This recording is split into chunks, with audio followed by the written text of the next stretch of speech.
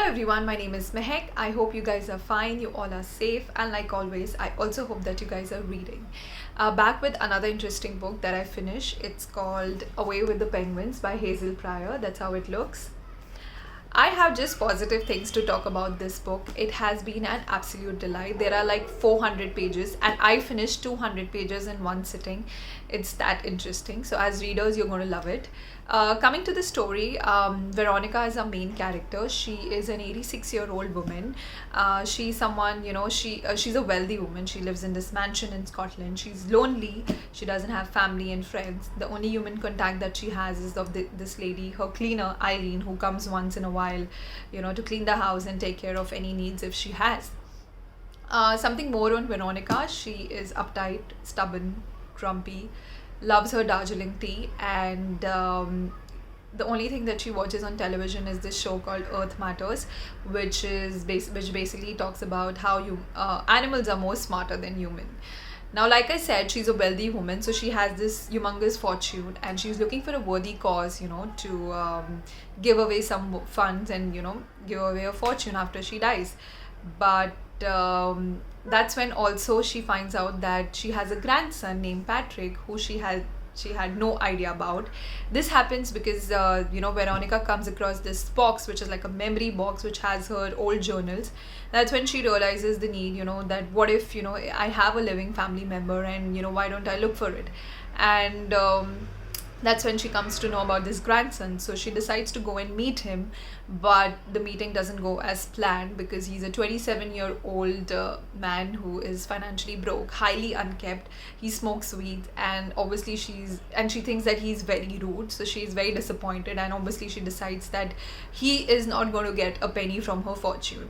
So she's still looking for a worthy cause, to give away her fortune. And that's when she comes across this documentary on penguins on television, and she is so moved by the cause and these adorable creatures that she sends a mail to the scientist saying that she would like to visit their base in Antarctica and see if the cause is worthy enough to give away her fortune. And when she sends the mail, obviously the scientists reply back saying, denying that they cannot host her, because obviously she's an 86-year-old woman and they are in Antarctica, and they live in this base with minimal arrangements. Obviously they don't have the time and the bandwidth to look after an 86-year-old woman.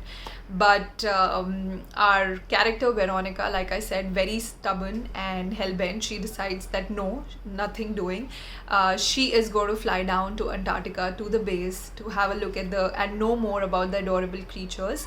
And she has already decided. So no matter how many mails she got in return from the sighting denying that no, she cannot come, she makes up her mind and she decides to visit the base to know about these creatures. And this journey kind of turns out to be a life changing for our character Veronica.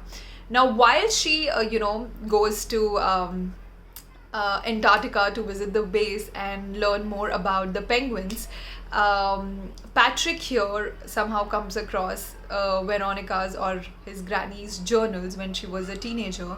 And that's when he finds out that when she was a teenager, she was not so uptight. She was full of life, and she had a big heart, and she used to laugh and she used to dance. But she lost her parents in World War II, and she lost her child, and she had a failed marriage, and she's lost so many people. Everyone she loved, she lost. That's when she gave up on love, people, and she built this huge wall. And that's the reason she's such a hard nut to crack, or someone who would not show emotions easily.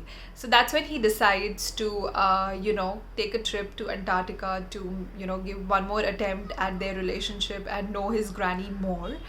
And once he reaches Antarctica, he sees that the granny has adjusted very well at the base.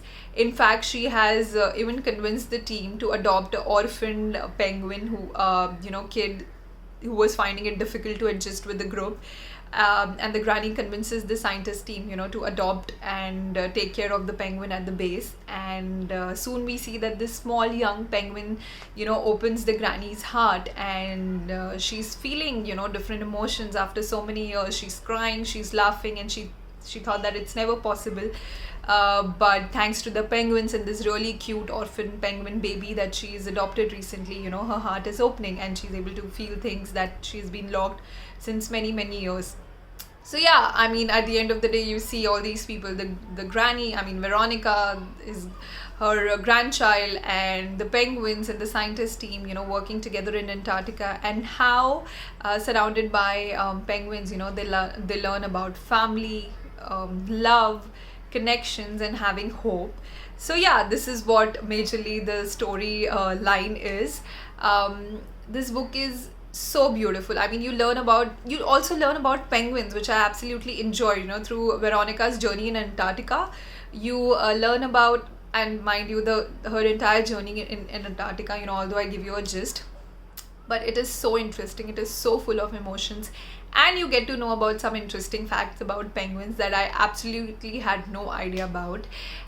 So yeah, the story is funny, the characters are quirky and funny, and absolutely I loved all the characters, although you might, like I've been saying, like Veronica, she's grumpy and uptight, but still you feel so much affection for her, especially after you read about some of her journal entries and hear about what she's gone through.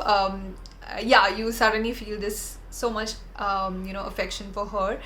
All in all, I would just say that do yourself a favor and please read this book. It's an absolutely the best thing,